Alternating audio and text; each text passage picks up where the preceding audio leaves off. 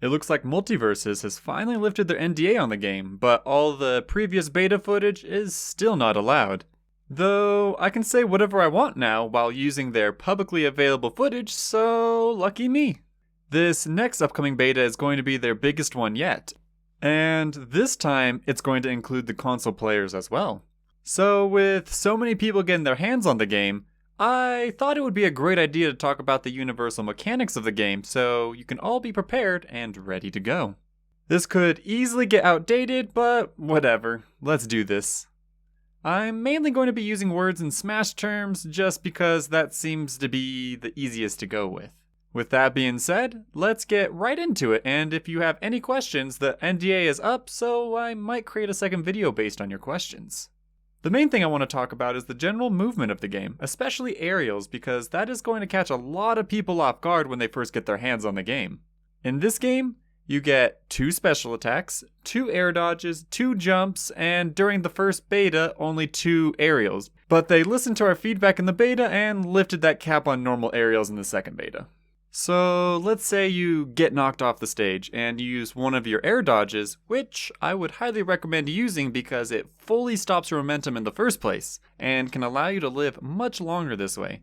You will still have another air dodge that you can use to avoid an enemy attack while also deciding to stall your recovery by using one of your 2 up special recoveries. This cap can be fully recovered by either touching the ground or by hugging the wall. There are obviously exceptions to this rule, like Harley Quinn and her Jack-in-the-Box, which fully recovers all of her resources if she jumps on it. I didn't really notice a cap on how many times you can repeatedly hop off the wall and jump back on it to get your resources back, but it seems like you can stall down there forever. You don't have any invulnerability when doing so, and you can die extremely early to a down air off stage, so I wouldn't really recommend it. Now, we have to identify the elephant in the room for this one, and that would be the perk system. Some people have their doubts about it, and that is totally understandable. I had the same thoughts at first when I first played the game, and I guess only time will tell how they play out. For how they work specifically, there are 3 main categories and 1 unique category for a total of 4 perks. The 3 main trees are offense, defense, and utility.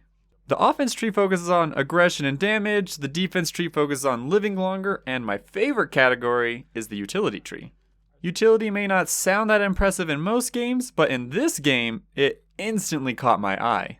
Every perk has a certain effect to it, and if your teammate also selects the same exact perk, then its effects are enhanced. The utility tree has some interesting characteristics, such as modifying the universal mechanics of the game.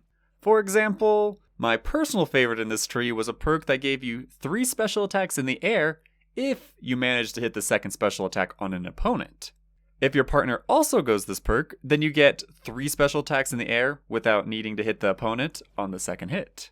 This gave so much juggle potential for Harley, as her up special is basically like Smash 4 Cloud's up air and very few people can contest it.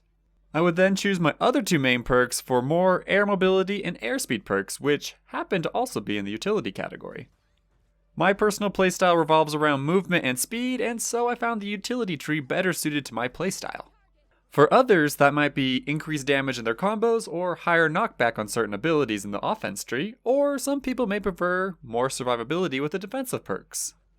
Just know that the playstyle can change quite a bit based on what you and your teammates choose to use. You're going to want to synergize those perks, as the enhanced effect is worth learning to utilize effectively with your partner. The last perk is the unique perk, in which every single character has 2 of them. This is where the balance is a bit iffy. Some characters have some insane unique perks and some are kind of lackluster. Shaggy has a unique perk where after 100% he is basically Super Saiyan mode and has basically like a full rage Lucario or Arsene. He can literally kill you at the lowest of percents, and it gets even worse if they choose a defensive survivability tree. Finn is kind of like Shovel Knight from Rivals, where he gets a buff based on how many coins he spends, and has a unique perk where he gets to keep the max buff after buying them until he dies. Both of those perks are insanely cool and strong, and then there's Harley Quinn, who gets to change the angle of her downwards rocket. These perks are the ones I'm afraid about, but we'll see how they turn out in practice when balancing slowly rolls out. The third thing I want to talk about is the ground combo game. In this game, you can combo with up to 3 bread and butter true tilt attacks. The combo route is typically different for each character, but for the most part, you can do a basic string like down tilt, F tilt, into an up tilt, and continue the rest of your combo in the air. I'm just going to say it like this because technically you can extend these combos using special attacks or ending it with a heavy attack instead, but the general basis is that every character has some sort of tilt combo string that they can lead into a kill confirm heavy attack, or extend the combo by sending them in the air. Obviously, this is very broad and generic, but it shows that everyone has some type of cool combo string that they can pull off that are longer than just 2-hit combos like Bowser or something. I mainly played Harley Quinn in the beta, so I'll just explain a simple true combo string I pulled off constantly. Falling fair, F tilt, down tilt, and then into an up tilt to send them into the sky, and finishing it up with an up special or an up air.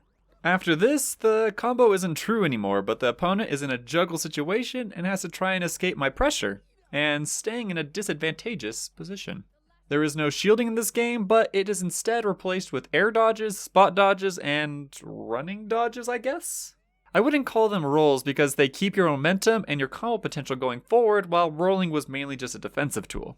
I guess a better word for it would be a dash that looks like an air dodge because it still has the air dodge intangibility to it. You'll know when you dodge an attack successfully when a message on the screen appears saying dodge.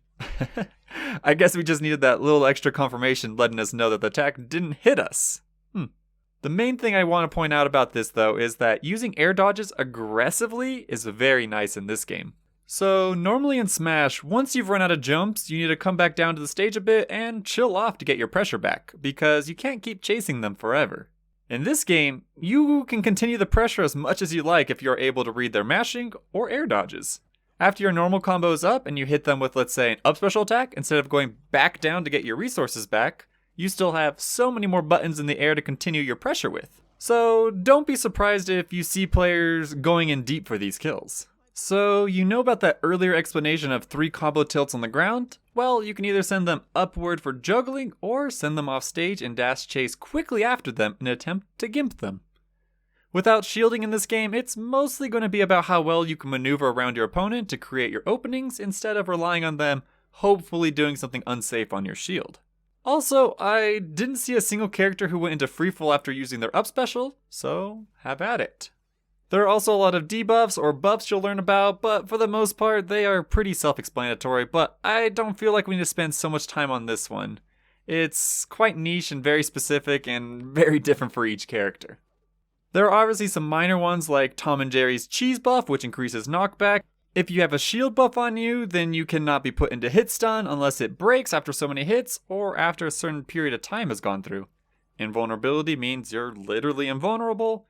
Lightning, fire, etc. just means damage over time effect is on you. Mask Stolen debuff just means Arya stole your special attack and now she can use it as well. Some characters have a counting meter that after 5 hits or so they can apply a certain debuff and so much more, but it's better to experience it for yourself and there's just so many different little intricacies.